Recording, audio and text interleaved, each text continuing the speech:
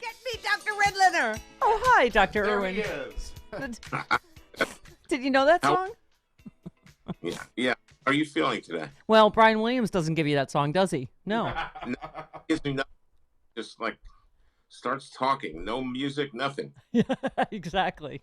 Yeah, I feel like we were talking about telehealth. I feel like I'm having a televisit with my doctor.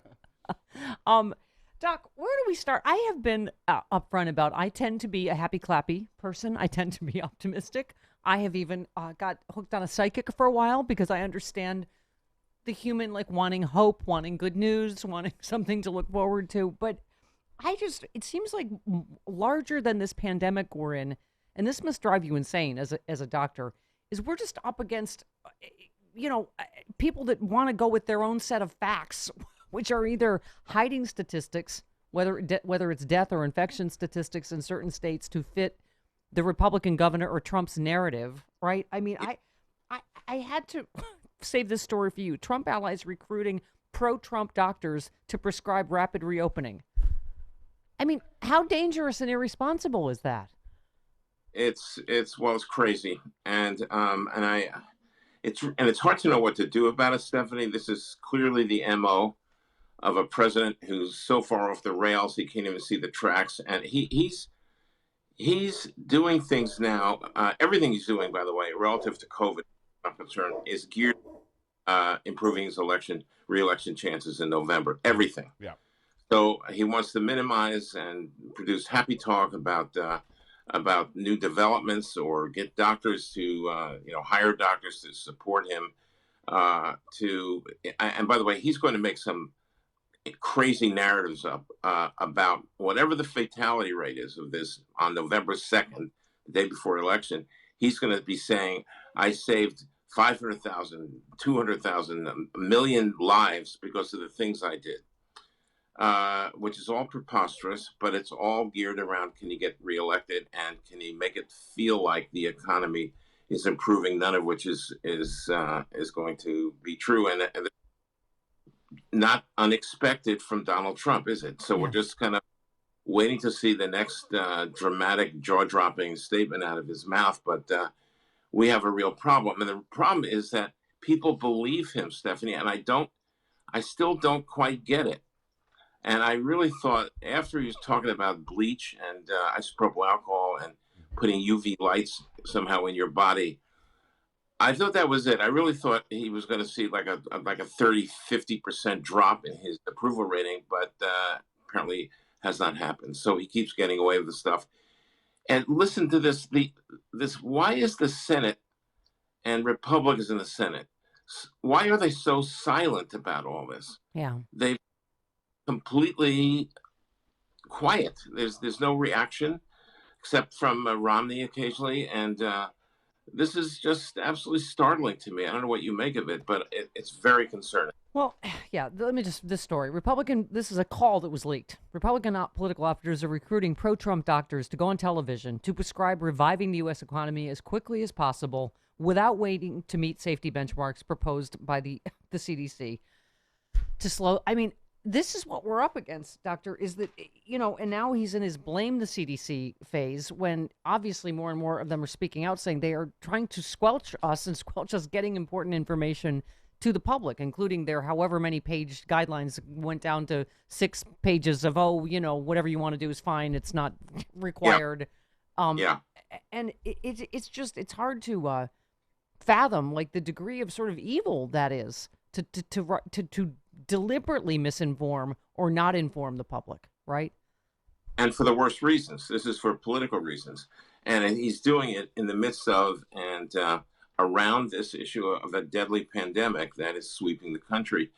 And listen, we talked about this last time, but it is absolutely dangerous. It's putting people at high risk to reopen the economy in the absence of appropriate actions for people, and without the appropriate testing to make sure that your barber, the people who prepare food in a restaurant, the servers, they all need to be negative. Otherwise, you don't want to go in there and you don't want to take your family there. So we're dealing with a very serious politically motivated problem from a president who is disconnected from reality, ignorant, anti-science, and is trying to manipulate how people feel about him and where this pandemic is. Doctor, does it give you hope when you, Travis? I don't know what the number was, but a pretty high percentage of us seem to know that it's not safe to go back, right, to reopen yet.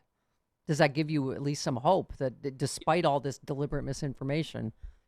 Surprised, Stephanie, about that data, which is really encouraging, because otherwise it's easy to feel like the whole country is now just following in Trump's footsteps, which apparently they're not, and that's good. But the issue that you brought up before about what people believe and what their hopes are and how they perceive what's going on, or what is, for example, I want to talk about the Moderna announcement that they were on the verge of a vaccine that could be effective and available by the end of the year. We grasped onto that, even though they had only tested 8 patients at that point, and we still have a very long time to go before a vaccine like that is proved to be effective and safe. But the point is that the media and the public really grasped onto that as a sign of hopefulness. Oh yeah, we're getting much closer. Maybe we will have a vaccine before the end of this year. We naturally seek hopefulness and optimism, and positivity. Yeah. Everybody in my family, I'm the half empty glass. My wife half full glass. I'm reading your Twitter feed. I'm like, oh, he's not Dr. Feelgood. He's Dr. Doom. Hey, Karen, Stephanie said I'm Dr. Doom. Yeah. Got a new nickname. Whatever, Dr. Doom. Yeah. No, I mean, it is funny because, like I say, Doctor, I really am an optimistic person. I was reading your Twitter feed and I thought, I want to believe, but I think, like I say, thank God a large percent of it just know you're right. Like, no, I mean, your tweets, I was like, oh, you said, I think it's inevitable we're going to have a second, if not a third coronavirus wave later this year. You said we're not out of the woods yet with coronavirus. Claiming a vaccine would be available by the end of the year is effectively impossible. And then you just said typically pandemics occur in waves across different places, so people shouldn't think we're getting out of the woods just yet. The worst is yet to come. It's inevitable. And obviously a lot of people echoing you, and we've seen it in country after country, haven't we? Including now in China, by the way, which is getting a huge resurgence of COVID-19. And, the question is, how do you handle that information? How does anybody absorb what I'm saying or what others like me are saying? We have to adapt to a different way of understanding what we're facing, but avoiding the truth is not an option, really, and it should not be. The question is, how do we adapt positively, and how do we think about what could be good on the other side of this? And there's plenty to think about there. And I just think that right now we're not out of it. We're in it. And it's a rough thing to think about. But we also can think about the number of years we dealt with the Great Depression and its aftermath.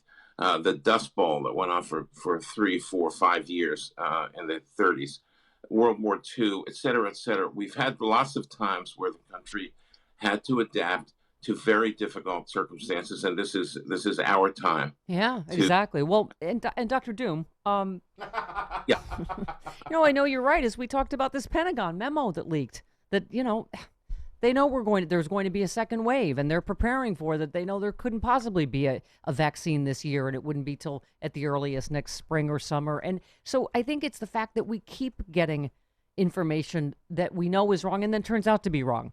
The president saying it'll be over by Easter. Mike Pence saying it'll be all over by Memorial Day. It's just, unfortunately, when you've been lied to this many times, people go, oh, that's another thing that is yet. And I got to get your take on this hydroxychloroquine. Do you actually think he's taking it? Is there a doctor that really would allow him to take it? That White House doctor's note was not saying I prescribed it or he's taking it, right? It was very slippery. Well, what is your take on that? It's impossible to know. First of all, it's impossible to know why he would be promoting it in the first place. Secondly, but it's not preventative, is it? It's not. The preventative dose, by the way, of hydroxychloroquine, for, let's say you were going to an area that had malaria and you wanted to prevent it, you take a dose once a week. President said he's taking doses every day, which is what you would take if you had severe, malaria or lupus. It is not a preventative drug for COVID-19, and it's a dangerous drug. So the chance of his doctor in the White House saying that, yeah, I'm going to give this drug to you is very minimal. But if the president says to him, I want to take it, I understand the risks, then the doctor might well have prescribed it. Who knows? The president is the president. But to the president of the United States, who obviously their number one job is to keep him safe. I mean, I just am.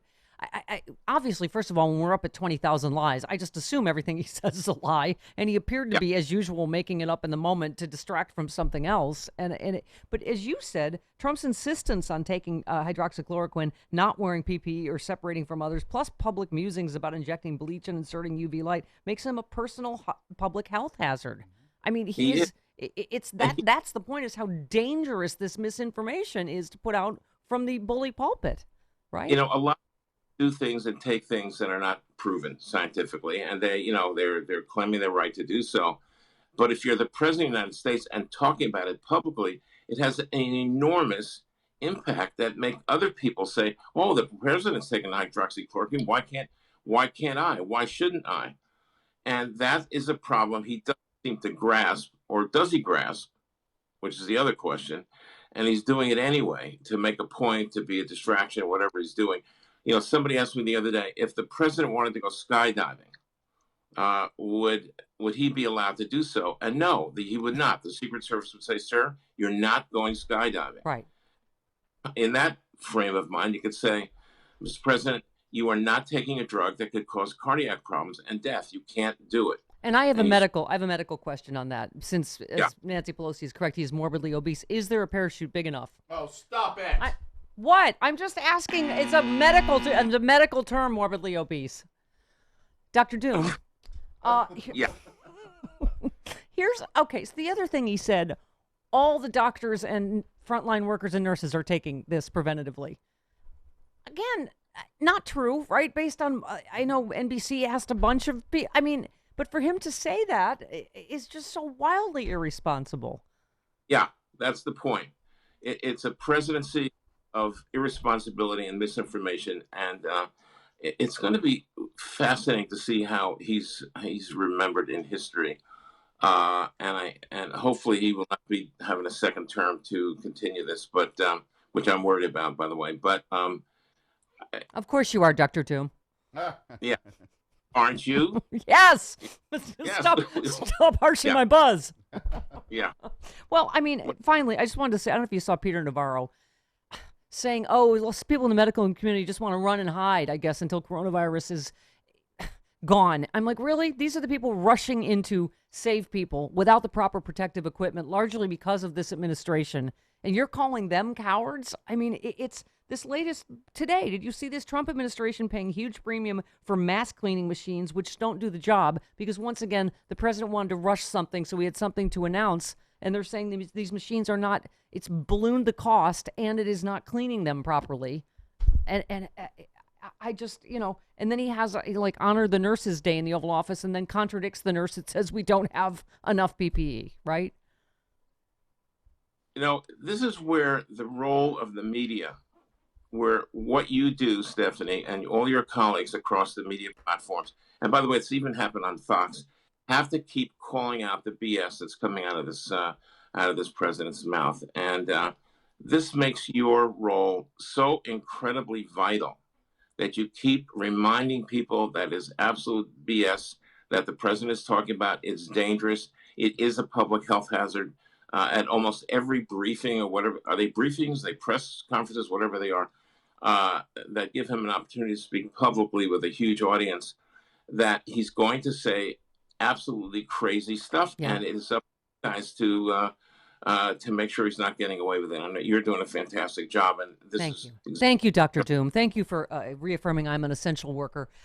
Dr. Redlener reminds you, don't open businesses until rapid, reliable testing is available everywhere. Without this, it puts every American community at grave risk. You are doing great work, and you have a lot more credibility than I do. So thank you for speaking out and standing up for facts and science, Doc. Talk to you soon. Speak to you soon. Bye-bye. All right. Bye-bye, Dr. Doom. Okay.